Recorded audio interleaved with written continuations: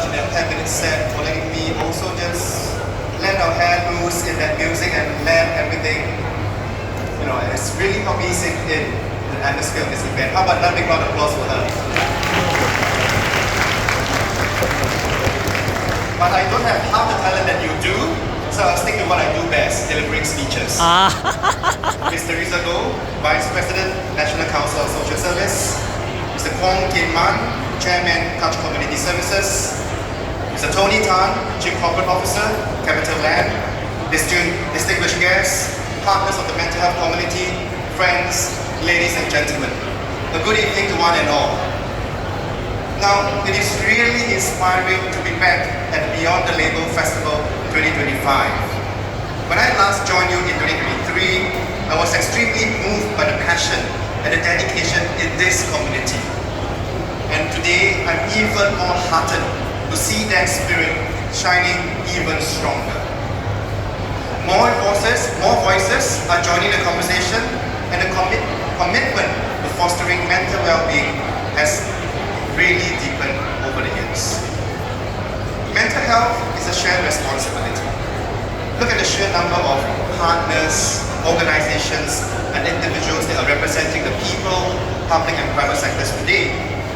I think that reflects the progress that we have made in building a more caring, inclusive, and compassionate Singapore. I think all of us deserve a big round of applause for them. Give yourself a big round of applause. Over the past year, the Beyond the Label or BTL Collective has made remarkable strides in advancing awareness and support across our literate world. From reaching thousands of students through school programs to empowering families and engaging diverse communities, the BTL Collective's efforts are key to fostering a more resilient society. This year's theme, as mentioned by Joachim, Breaking Stigma, Championing Workplace Mental Health, shines the spotlight on our workplaces. Work is a big part of our lives. It gives purpose, connection, and accomplishment. But at the same time, work sometimes also comes with stress and pressure. Therefore, creating psychologically safe and inclusive spaces begins with openness, the courage to speak up, and the care to listen and support without judgment. Consider the experience of Julius Tan. Julius was diagnosed with bipolar disorder in 2023. After a hospital stay, he chose to be open with his employer, Canon, about his condition. His honesty was met with Canon's understanding and care, and Julius took a 6-month mental health break and returned to work later at a much healthier pace. As an employer, Canon found that creating a supportive workplace culture resulted in increased staff commitment and greater staff retention over time.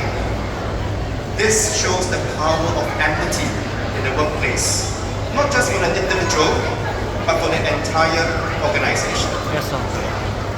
Now, another example is the Singapore General Hospital, or SGH.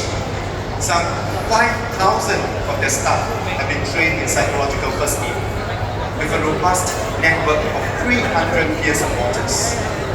SGH has also established an Office of Wellbeing led by the Deputy CEO, Associate Professor Paul Giji. SGH also formed an interprofessional mental health committee to promote mental health literacy and skill sets across the entire organization. And this is only possible because SGH has made workplace well-being an institutional priority. And they have dedicated resources, guidance support from senior management. So today, I really want to commend Canon as well as SGH for their efforts, and I urge all organizations in Singapore to lead with empathy and to build supportive workplaces so that more employees like Julius can continue to thrive in the workplace. The nexus between workplace and mental well-being has been well established through research. The 2025 Quality of Life study by NCSS, which for the first time examined mental health of Singaporeans as a continuum, found that 6 in 10 individuals with depressive and anxiety symptoms continue full-time permanent employment.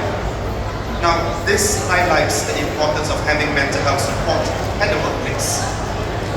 The survey also found that those in full-time employment reported a higher quality of life than those unemployed, highlighting the connection between work and well-being and the critical role that inclusive employers play in supporting their employees' well-being. However, the survey also revealed a significant gap.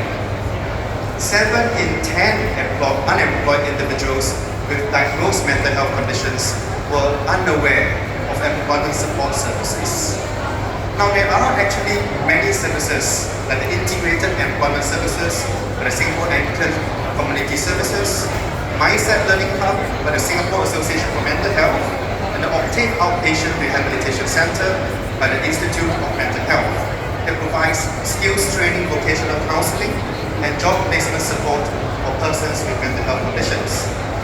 Now, this underscores the need for greater outreach to ensure that everyone has access to the support that they need to join and to stay in the workforce. Beyond helping individuals find employment, we must also ensure that workplaces are ready to support them once they are hired. Therefore, initiatives like BTL Collective's Return to Work workshops equip HR professionals and organizational leaders with practical tools, promote psychological safety, flexibility, and openness where employees feel safe to seek help without the fear of stigma. Now, employees themselves too can play a part in fostering a supportive work environment. NCSS will be partnering NTUC Learning Hub to conduct a peer support training course for persons with lived experience to support others facing mental health challenges in the workplace. Ultimately, we want to normalize conversations on mental health and direct individuals to seek help early. Now, beyond workplaces, the BTL Collective is also preparing students for workplace transition through initiatives like the TikTok as in TALK, TikTok Roadshow, which has engaged over 1,000 students so far. And the new internship edition specifically supports youth in navigating early work experiences, helping them manage stress and build confidence at the same time. Additionally, the BTL Collective empowers families with resources like the Family's Mental Health Toolkit to better equip them to recognize signs of mental health issues and provide effective support. Now, these efforts remind us that mental well-being support is a shared responsibility in our schools, in our workplaces, and in our homes all at once. Now, we all know that life will sometimes throw us some lemons from time to time.